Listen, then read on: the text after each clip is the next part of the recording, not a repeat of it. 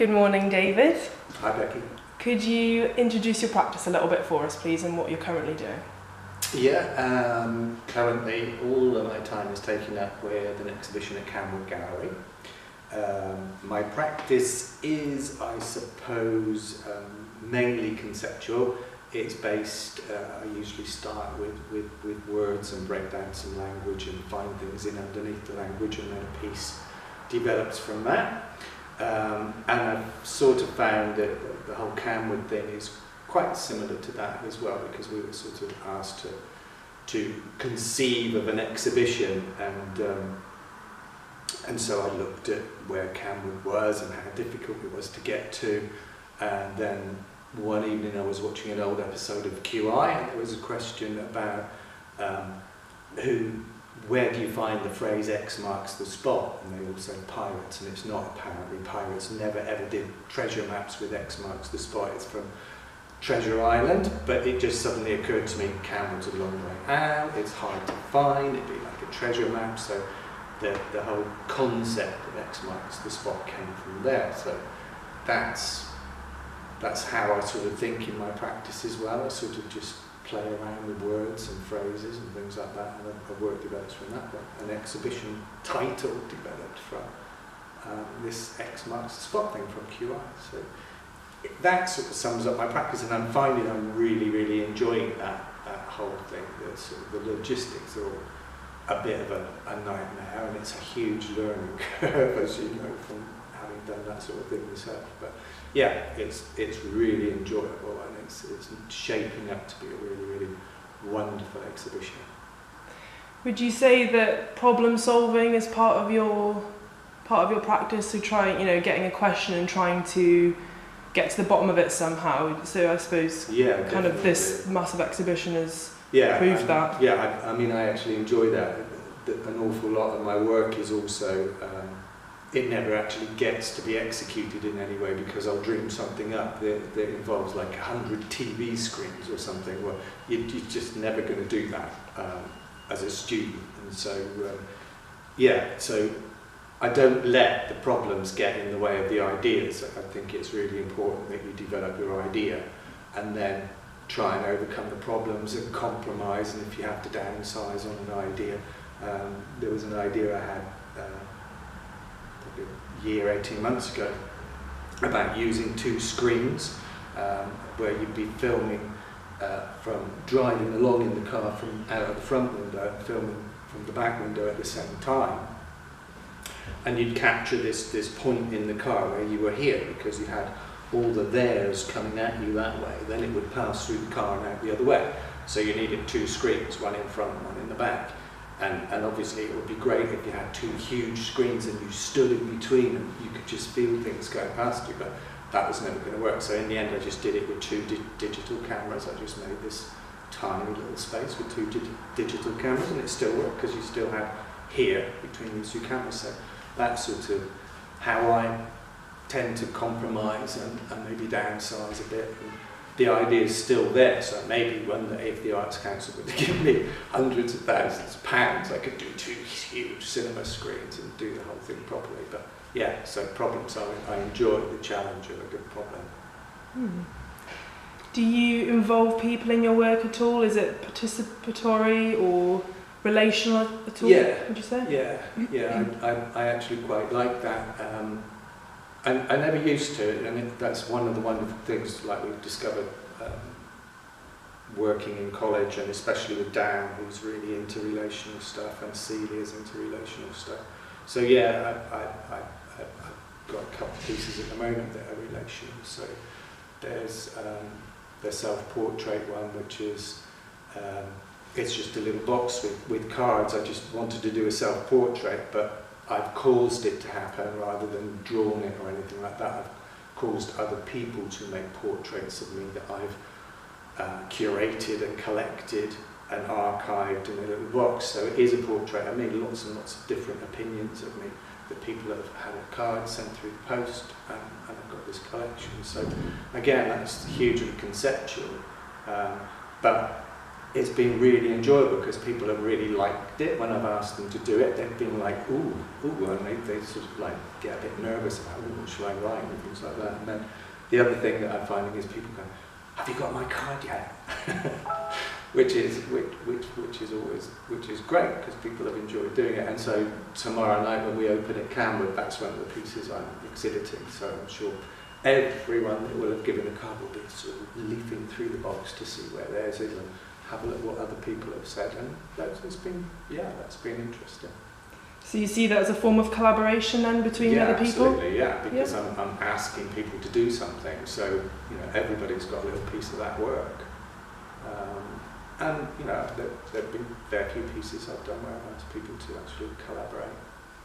And for yourself, how do you think you define the word collaboration? What kind of does it mean to you if you were to deconstruct it, I suppose, and explain to someone how you see the process of collaboration happening?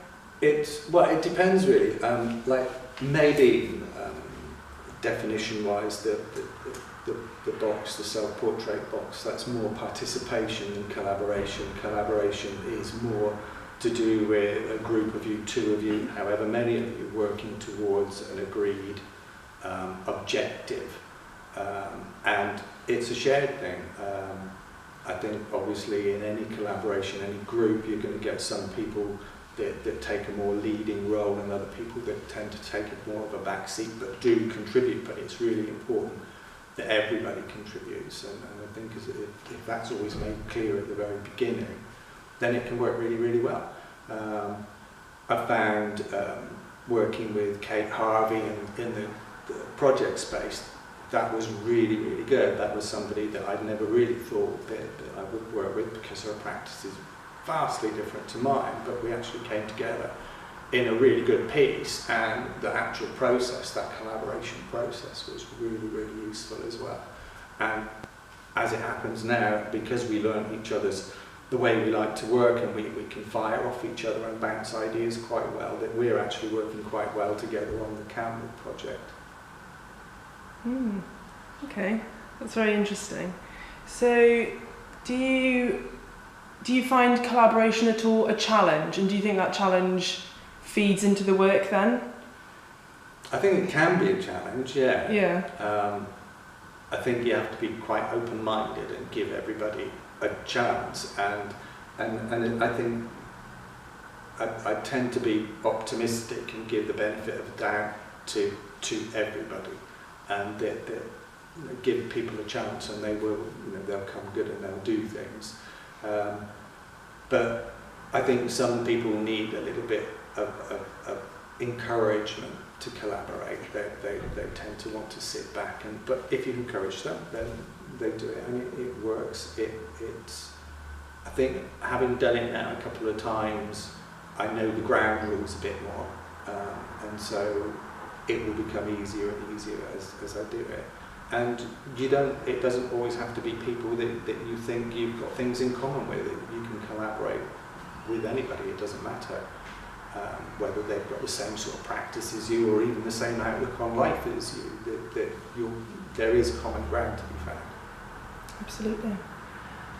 Finally, can you say what your direction, or maybe what you're most excited about after Canwood for your practice, for your work? I do like, I've found that curation is something that I really, really like. Like we did, did you go to, damn, the guy's name's going to escape me. It was in Birmingham. There was an exhibition in the big gallery in Birmingham. I think you guys went up to the Icon, didn't you? And then it was on the downstairs bit in the Gats Hall. Right, we were taken there as a group to see this exhibition. Ryan Gander, that's the guy, and he curated an exhibition to celebrate, I think it was 90 years of the Arts Council collection. And so he'd taken 25 wall pieces. His favourite colour's blue, he works with blue, so each of these wall pieces had blue in them in some way, and put them around the walls. But then he'd taken 25 3D pieces, sculptures and things, and paired them so that you would have a 3D sculpture looking at one of these paintings, and they just worked, they conversed there was dialogue between these pieces, and it was called A Night in the Museum, sort of based off the film, and it really did look like these things were real, and you'd gone in and they'd suddenly frozen. It was great, it was really impressive. I filmed everybody in the exhibition. I just took different still positions around the room and filmed everybody moving around the gallery and moving around these pieces.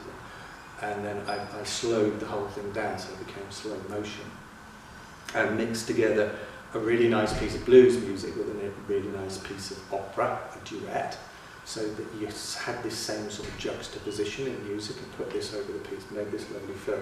Because we were asked to respond to our visit and told that we would be exhibiting and we needed to curate our own little mini exhibition. So I had the idea to put it in the turret, because the turret's just a wonderful, wonderful space. Everyone agreed, great idea. And then I had this other idea that because the turret's got such a lovely acoustic to it, that my video piece, the sound would just sound lovely in the turret. But I also, at the beginning, put a ticking clock. So the clock sort of went tick, tick, tick, tick, tick.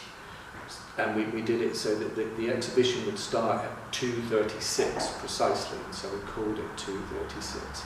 So everybody gathered at the door, and I gave them a little bit of spiel, and then they all came into the turret, and all they could hear was the tick, tick, tick, tick, tick, tick, tick. But then at a given point in the recording, the ticking just slowed to tick, tick, tick, tick, tick. And at that point, which was our cue as artists, we were all beside our pieces, we all froze, looking at our pieces. And so, like, the guests to the exhibition were like, whoa, what's going on here? But it was great, because like time just like suddenly stood still, and everything went really like peaceful and slow. So the music to my piece started, and they just all made their way down through the turret to the sound of the music that I'd done, and all of us frozen like statues.